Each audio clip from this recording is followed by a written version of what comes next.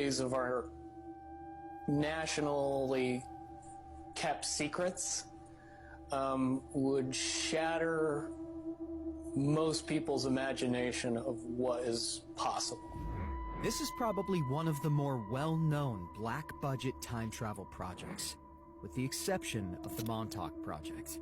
Many whistleblowers have said that the program was not actually shut down, but just classified into deep black. The people that know everything about Looking Glass, that have gotten all the reports and all the information, the elites of the world, probably figured out that that was the end of the game, and nothing could be manipulated beyond that point.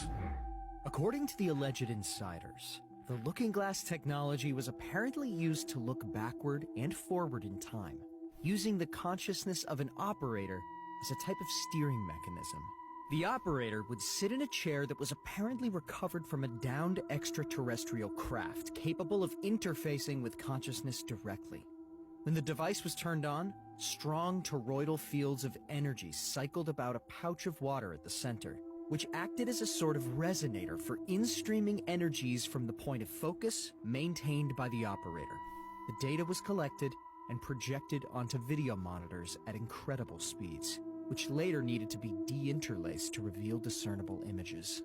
What's interesting is that the biases of the operator would have a direct effect on the images collected.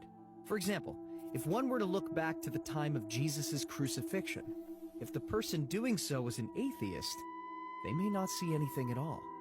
But if the person was a Christian, they may see the infamous crucifixion event. This is suggestive of a time-space mechanic in the universe, wherein the human mind is able to navigate through time itself.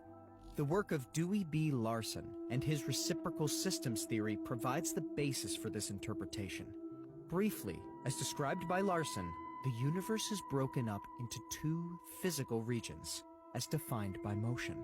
Below the speed of light, motion operates in 3 dimensions of space and 1 dimension of time. Above the speed of light, motion operates in 1 dimension of space and 3 dimensions of time. As bizarre as that sounds, the mind is uniquely equipped to navigate in time, which is able to access memories of the past, gain awareness of events in the present, conceive of future possibilities, and even imagine alternative events that did not actually happen. In other words, the human mind can select the point of focus, just like in remote viewing, and receive the information from the store of memories made during the experience. Do you know the difference between Looking Glass and the Yellow Cube? Yes. Okay. Are you aware of what happened to the Yellow Cube and how it was used and so on? Are you... I believe that the Yellow Cube still exists. I can't say for certain if it's on this planet, but I would say that it's definitely protected from use at this point. Okay, well that coincides with the testimony we got. The Yellow Cube, or the Yellow Book, would give you your possible future. Yes. So it took basically the choices that you would inherently make along a timeline and tell you what that timeline would be, given that you made all the choices that your brain would make. Well, this is exactly what I was just going to ask you. What we were told is that leaders of governments and so on, people in high places, politically, would use this to try to see their most optimum future and then follow those. So they were using it to enhance their wealth, et cetera, Yep. in a very egotistical way. And that was part of the problem with it.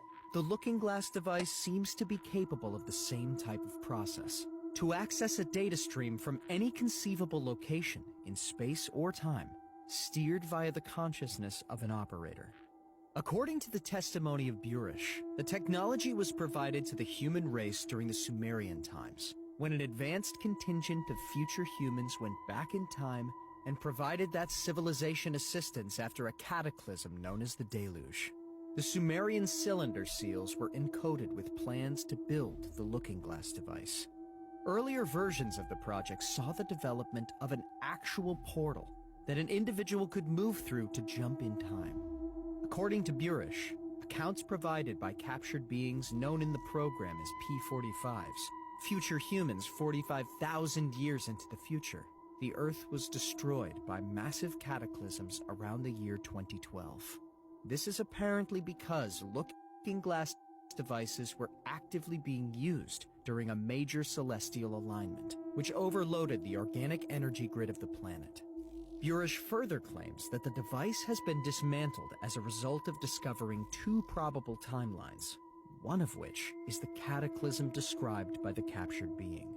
An attempt was made to look into the future, but no concrete data was able to be received past the infamous date of December 21st, 2012, suggesting that this date is a nexus point in time, whereby either Timeline 1 or Timeline 2 would gain momentum. In the last report, Burish suggested that Timeline 1, the positive timeline, had an over 80% likelihood of coming to fruition. Given that we are nearly a decade beyond the 2012 date, and no major cataclysms have occurred, we are most likely well entrenched within the positive timeline. This is undoubtedly one of the more intriguing topics in Awakening Times, which seems to be well hidden in popular works of fiction.